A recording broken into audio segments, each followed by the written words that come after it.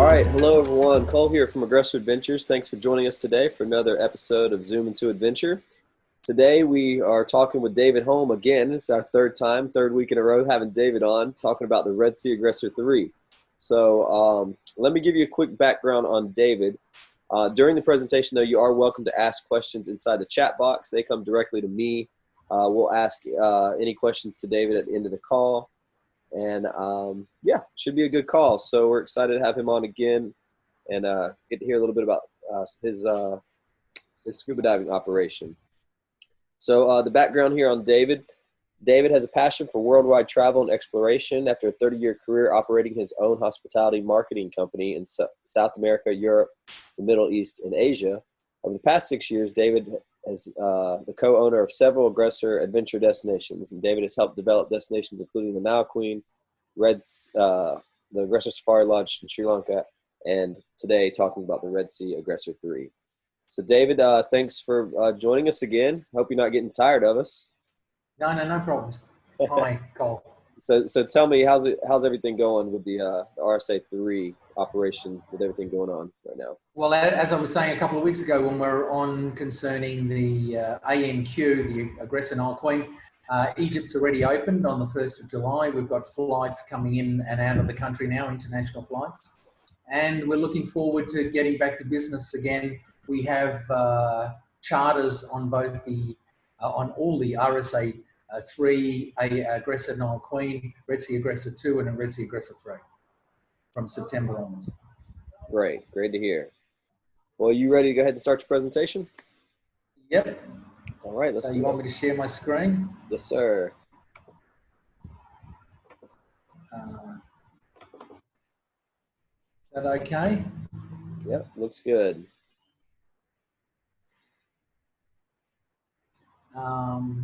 And it's just me in the box just to check before I start. Yeah, let me get that ready there.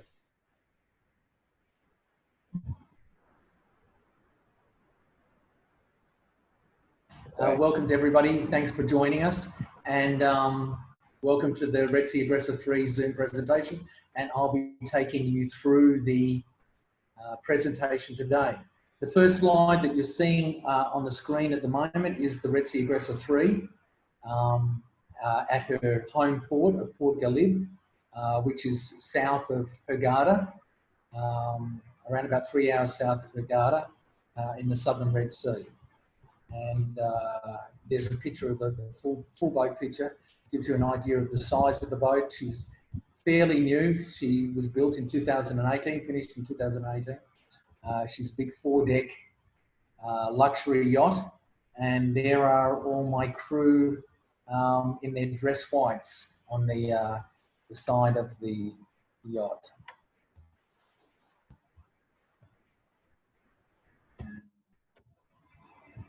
Again, my screen is frozen.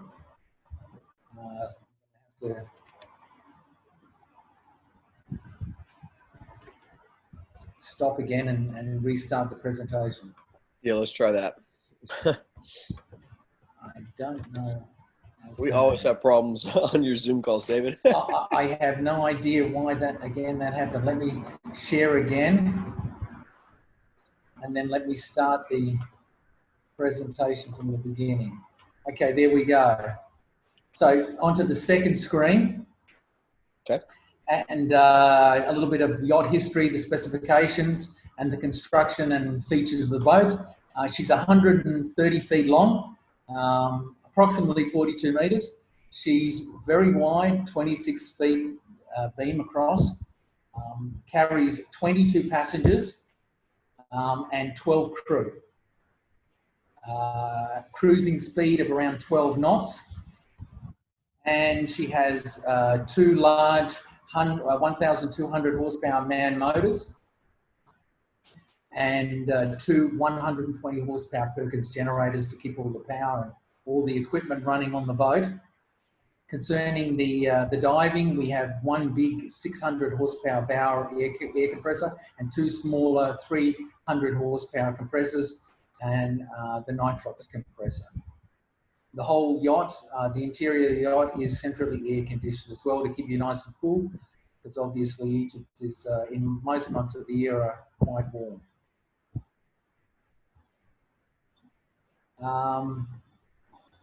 Here is the floor plan of the yacht, and we'll start at the lower deck, and you can see there the crew quarters are in the bow, and the deluxe cabins 1 through 8 are in the lower deck, and we also have a cabin 9, which has the first of the master cabins. Behind those cabins is basically the engine room, and that is also the same level as the dive platform at the back. The main deck, you have the cabins 10 and 11, which are both master cabins, and I'll show you pictures of the master cabins and the deluxe cabins later in the presentation. They have beautiful big bay windows for you to get some fantastic views outside of the boat from your cabin. And behind that, we have a small lounge coffee area, and connected to the restaurant area, and then through the doors of the salon, take you on to the main dive deck, or the upper dive deck, where all your tanks and equipment and everything are. The upper deck basically starts with the captain's pilot's room or bridge, and directly behind that, we have a very large air-conditioned lounge area for you to relax and during the day between dives, and you can use your computers up there, your laptops, your other electrical equipment, cameras, etc., in between dives. And behind those, when you go outside of that lounge, we have a cocktail bar and a large sun deck area, which again, I'll show you all the images later on. And then on the top deck, we have a large sun deck, also where the captain drives the boat, and also a jacuzzi up there as well, again for getting a tan while you're in between dives. So that's the floor plan of the yacht. And now I'll take you deck by deck and give you some photographs of everything. There's 2 pictures here of the restaurant, looking forward and looking aft. And again, it seats comfortably 24 people. Also a picture on the left-hand lower side, that's the coffee station, just behind cabins 11 and 10 and 11, the master cabins there, where we post everything during the day, today's highlights, what's going to happen today, the menus, etc. And also you can get coffee and tea there throughout the day. And also on the other side of that is your stairwells that take you down to the lower cabins, and the stairwell that takes you up to the upper deck. Another thing, just before I move on to the other slide, you can see there's huge bay windows. So when you're eating your breakfast, lunch or dinner, you can open those up and you get beautiful views. I think I had those partially closed, because there was sun coming in at that particular time of the day, and we wanted to get those photos done. The next slide is the main dive deck. The upper dive deck where you put all your tanks and all your gear. I put one picture there where you can see through the salon doors to the dive deck. And also we have, traditionally, like all aggressors, we have camera tables. I think we have 4 camera tables for you to put all your gear, air hoses, everything to dry off all your equipment when you come back on board after a dive. Going to the upper deck, the top pictures are basically the large upper deck salon with tables and areas there to spread out around. You've got PowerPoints to plug in your computers, your laptops, your iPods, and cameras and everything. And we also have our own iMac up there and big screen TV for you to watch any movies if you'd like on the big screen. The lower pictures are basically your, when you come out of that salon, we have a bar on the right-hand side when you come out, with 4 or 5 seats there, high seats, bar seats for sitting around if you want a drink during the day. And also behind that, we have lots of seating for relaxing on the exterior of the sun deck there. If we go up again to the top deck, the sun deck, with again, you can see the picture there where the captain steers the boat when he's docking at Port Galib, and also all the sunbeds, lots of sunbeds, and the jacuzzi there for you to relax again between dives, get a suntan, as well as diving. Going into the cabins, the first pictures are the master cabins. I think this is 10 or 11, I'm not quite sure. Again, the curtains are drawn, but if you open those up, they're big bay windows to give you a nice view outside. Big cabins, lots of room, and also the bathrooms for the master cabins have the separate shower area, and lots of space there. And again, just to the left of that picture of the bathroom, you can see that also has another big, huge bay window to see out through the bathroom. The deluxe rooms, again, quite large windows. Again, I'm sorry I've got them drawn because of the light coming in and I want to get the picture proper.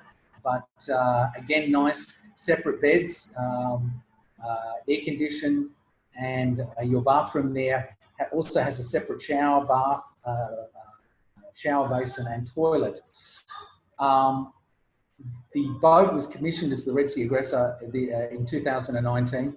At the end of this year, when she goes into dry dock, we will be making one change. Just on the left-hand side image, you'll see next to the bathroom door, there's a cupboard. We'll be getting rid of that cupboard and we'll actually be joining that in with the bathroom.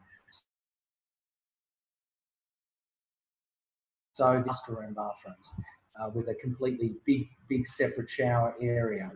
That's pretty much the only change we'll be making into the boat next year. Otherwise, we're very happy with it. She's a beautiful big boat and very glorious. Before we go on to the charter and what you're going to see on your 7-day, 6-night voyage, just a picture of the crew on the front of the boat that you can expect to meet when you come on board in their dress whites. Okay, so let's look at the 2 trips you can go on the Red Sea Aggressor 3. We have 2 itineraries, the northern itinerary or the southern itinerary. On the picture on the right-hand side, you'll see that we've marked the itinerary in yellow for the north. It's made up of more island, coral island diving and drift diving. And then the southern route, which takes you down south to about 250 kilometres from the Sudanese border, where you go all the way down to St. John. That has more of a variety of diving. St. John has caves and also there's a day where we take you diving with dolphins, which I'm going to explain later on in the presentation. The map there also shows you exactly where you are. You fly into Cairo, which is up near, not very far, only a couple of hours from the Mediterranean. Normally then you fly down to Hurghada, and then we bus you down to Port Galib, where you then, the boat is moored for the whole year there. We do around 20 we do around 40 charters total, 42 charters a year. And she's usually down for dry dock for 8 to 10 weeks. And so we do the northern route about 20 to 21 times, and the southern route 20 to 21 times each year. Before I look at any of the dive locations or the dive spots that you'll visit, obviously the first thing to talk about in the Red Sea is the coral and the colours. I mean, it is not called the Red Sea for nothing. It is basically, I've just giving you some pictures there just to give you an idea of really the colours that you'll see. And besides usually January and February where we don't dive because the boat is in dry dock, that's usually when the visibility is not the greatest. Usually the visibility for the rest of the year is very good. Again, some more colours and images from the Red Sea just to give you an idea of the colours. It's big stonefish there, moray and turtle feeding on some corals there, and just some again, the colours are breathtaking. Our first dive site that I'm showing you is basically in the northern route, big and little and big brothers. On the left-hand side, upper left-hand side is the image of little brother. There's very little of the rock is showing. The rest is all underwater. And on the right-hand side, top right-hand side, is the image of big brother, which has a little bit more rock and also the lighthouse on it. Some of the, again, it's all drift diving on big and little brothers.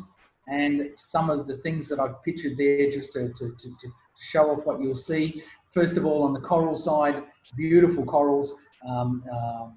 Little brother and big brother just simply come straight up from the ocean floor, about 500 meters straight up. It's about 45 kilometers off the coast. So pretty much you get a lot of pelagics out there, or larger fish, because it's the only land or the only coral reef within 7 to 9 hours from that particular spot. Coral-wise, again, beautiful drop-offs. One of the major highlights of Little and Big Brother are the fans, the coral fans that are on these particular dives. They're all over Big Brother and massive big fan corals. A lot of schoolfish, emperor, big eye snapper, and then all your small coral fish like your butterfly, angelfish, anglefish that you'll see throughout the diving. Pelagic wise, oceanic whitetip, hammerhead, whitetip reef sharks, and also occasionally we get thrasher as well, which I put in the center there. There is a couple of, we don't have many wrecks in the southern part of the Red Sea, but we have 2 wrecks on Big Brother, and that's a picture of one directly in the top, in the middle there. That's the Ada, I believe. Again, just stressing on all of these, the dives in the northern route, pretty much most of the year we hope to show you the oceanic whitetip, which is out of all the Aggressor sites, destinations. The oceanic whitetip is one of the few sharks that we basically have exclusively for us at that destination. You don't have to dive deep to see these sharks.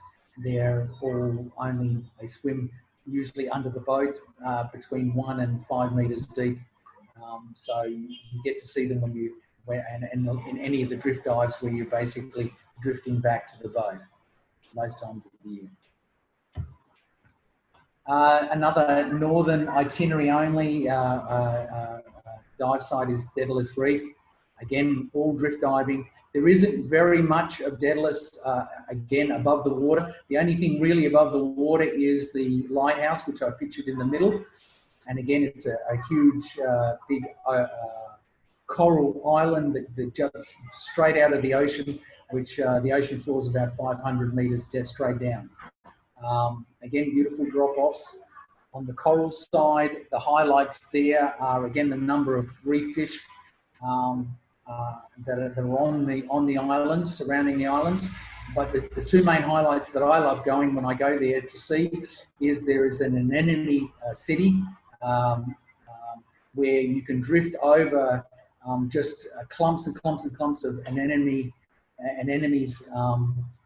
for around about somewhere between around about 30, 40, 50 meters on a nice shelf in Daedalus Reef. I've never seen so many clumped together there. So that's worth seeing. And also the other highlight of Daedalus Reef that I haven't seen anywhere else when I'm diving, you do get elephant ear coral in other places around the world. But if you have a look on the upper left-hand side, you'll see that they have these massive elephant ear coral structures. You can see there the way the picture's been taken, that they start just underneath the surface and they come down 40, 50, 60 feet straight down, and they're just absolutely massive. I don't think I've seen elephant ear that big anywhere else in the world, so definitely get photographs of that and something to see. Concerning the pelagics on that the rift, the diving, drift diving around the Daedalus Island. Again, hammerhead, quite prevalent there. Also, oceanic white-tip again under the boat. So occasionally we get silkies. I've got a picture there. And certain times of the month, usually July, August, September, you'd have a chance of also seeing whale sharks as well. Again, also big schools of big-eye snapper, barracuda, and again, just oodles and oodles of reef fish. The last of the islands and drift diving that we do in both the northern and southern itineraries is Elphinstone Reef. Again, it's known for its sheer drop-offs, and I've given a picture there on the lower left-hand side just to show you the straight, very deep drop-offs that you get there. Again, beautiful corals and beautiful coral fish there as well. Also schools barracuda there. We also get the oceanic white tips sometimes. Resident there's the big Napoleon wrasse and lots of turtles. And occasionally we also, at certain times of the year, get the big manta rays on that dive. On the southern route, which is exclusive to the southern route in the Red Sea, we have Dolphin Reef, Satire Reef. We call it Dolphin Reef. And there's a big pod of dolphin, around about 60 individuals. And every day they go out hunting and feeding during the night. And then during the day, they come back to this one particular reef and they just hang around and sleep and frolic and sort of have fun during the day. And we exchange diving, one or two diving trips to basically let you go free diving with the dolphins. As you can see there, they get very close, they swim by you, they're not scared of you. It's a real great experience.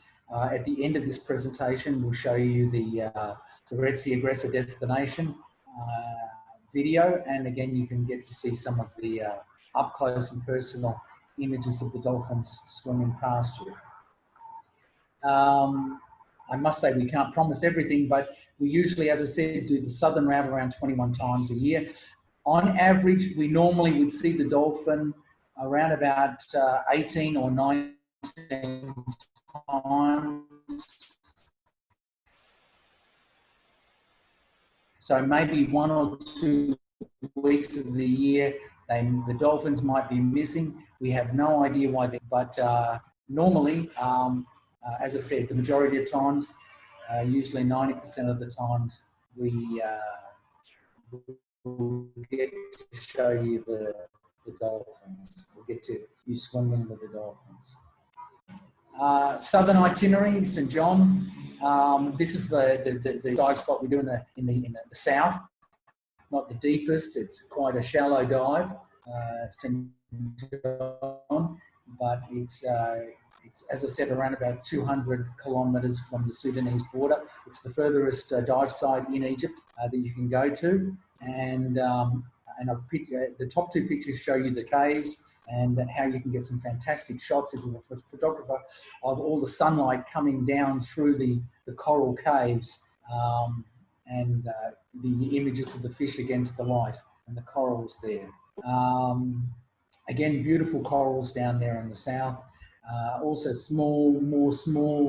lot of smaller predators and things like octopus, eagle rays. We do get some small white-tipped sharks, and again the normal butterfly, anglefish, batfish, and resident Napoleon wrasses, and most of the dive sites there, and turtles as well. Again, it's a beautiful place if you're a photographer, a dive photographer. Great place to take images. We help you out with that, as in normal in all the Aggressor dive destinations. We have we have available cameras to rent, video cameras, and also we have the dive guides on board to help you with your own cameras as well, and lots of dive camera space and everything there.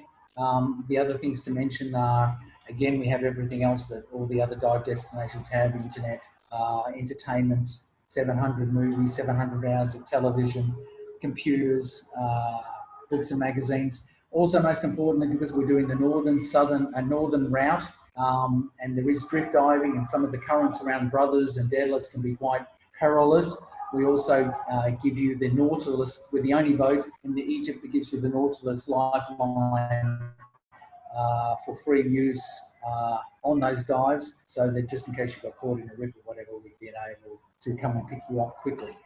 So that ends the presentation.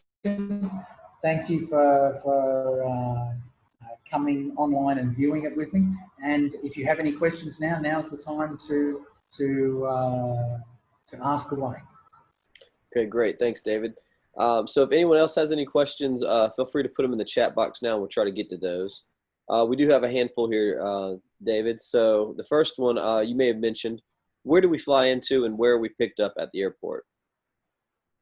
I'm sorry, David. Where do we fly into and are we picked up at the airport? Sorry. Basically, there are the majority of people come to Hurghada, and then we usually bus everybody down to Port Galib. If you are coming through Turkish Airlines, there is a small airport at Port Galib, which is only five minutes from the port, and but you have to fly Turkish Airways, and that gets you. And again, we still give you the free pickup from the airport to Port Galib. The one from Hurghada is a 3-hour trip, and there is a charge for that. Okay. Does the schedule allow? Okay. Does the schedule allow for a 2-week trip to do both the north and south routes back to back? Yes, we get a lot of divers doing We get a lot of divers doing back to back Red Sea Aggressor 2 and Red Sea Aggressor 3, and we get a lot of people who are doing the Red Sea Aggressor 2 and the Aggressor Nile Queen, or the Red Sea Aggressor 3 and Nile Queen, and we even get actually people doing 3 weeks where they do the 3 weeks with all the 3 Aggressor boats. And the coordination between all the boats is always on the Saturday, and we obviously manage to move everybody around between the boats on the Saturdays. Now, I think he might have meant the 2 routes that the RSA 3 was showing there on your map. Is there a trip where you can do? Yes, you can. You can do both RSA 2 trips back to back as well, because we alternate them. So if you do the southern route, then you'll do the northern route next, and vice versa. So many opportunities to get back to back there. Many opportunities, yes. So what's the COVID-19? We do run specials, back to back specials. Sorry? That's great to point out there. Back to back specials, huh? Yes, excellent back-to-back specials to encourage everyone to come and dive as much as possible. Sure. What's the COVID-19 impact on travel through Egypt?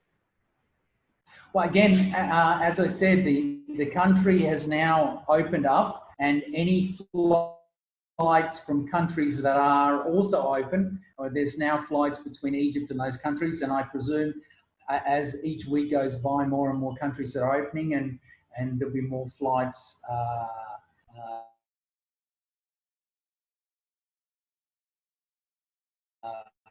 But Egypt did open on the 1st of July. All hotels, all boats, all restaurants, everything had to be re-licensed with the coronavirus in mind, and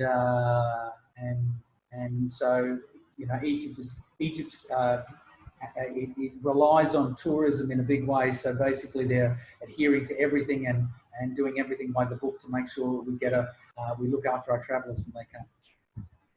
Okay. How crowded are the dive sites? Because I know there can be a handful of boats there operating in the Red Sea. On the southern routes, really the really busy months are September and October.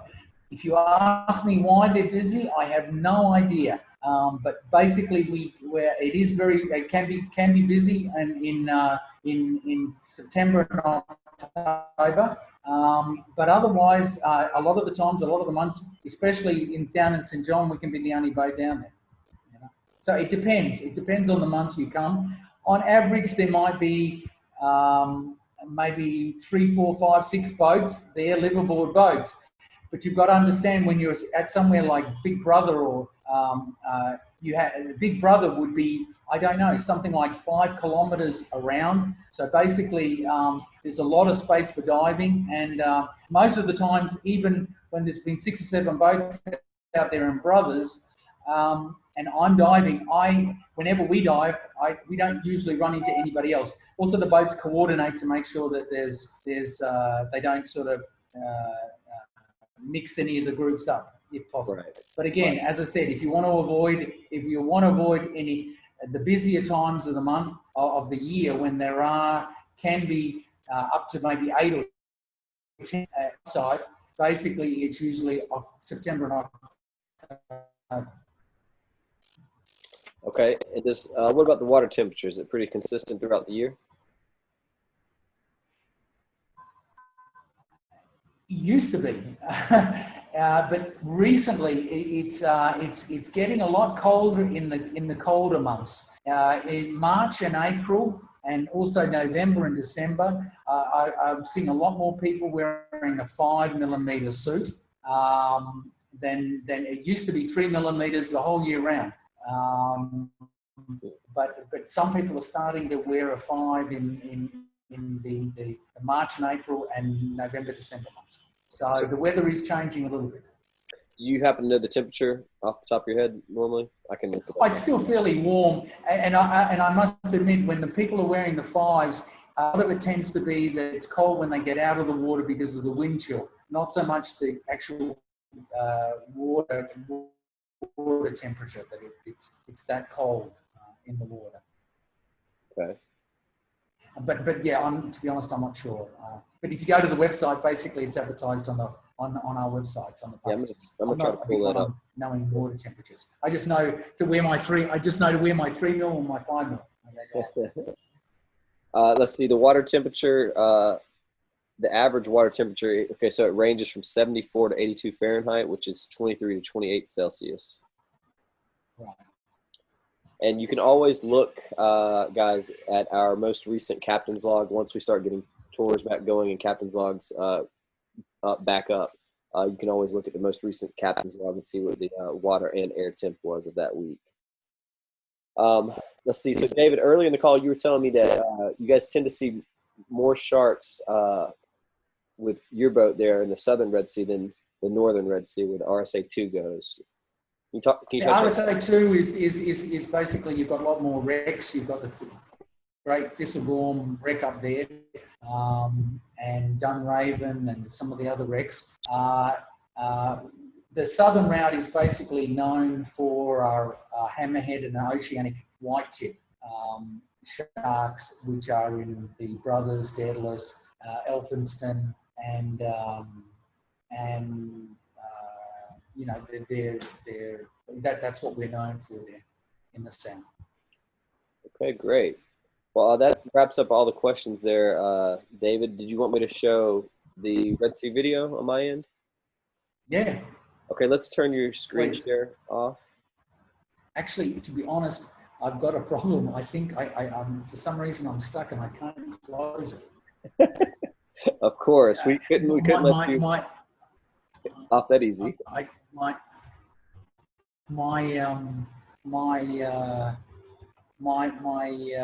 Oh yes, I can stop it now. Sorry. There you go. All right. Sorry. It's okay. We knew we had to have one third time and I'm still making bundles. All right, so guys, we're going to show you this 2-minute video. It may come through a tad choppy. It's going to be using my signal here. But yeah, let's go ahead and watch it.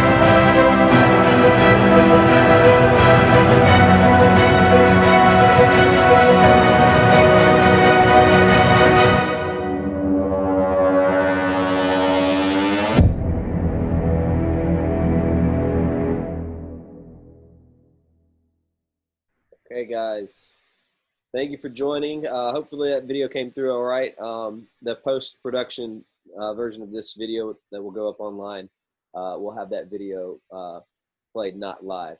We edit it in there. But anywho, I hope you guys enjoyed it. And David, thanks for joining us these past 3 weeks. Thanks, Cole. Yeah, we appreciate it. So, all right, guys. So thanks for having me. Yeah, you did great. Next week we will be having Samantha Whitcraft talking about Green the Fleet.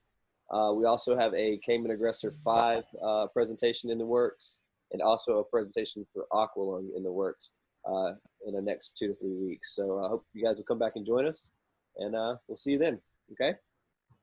Take care. Bye-bye.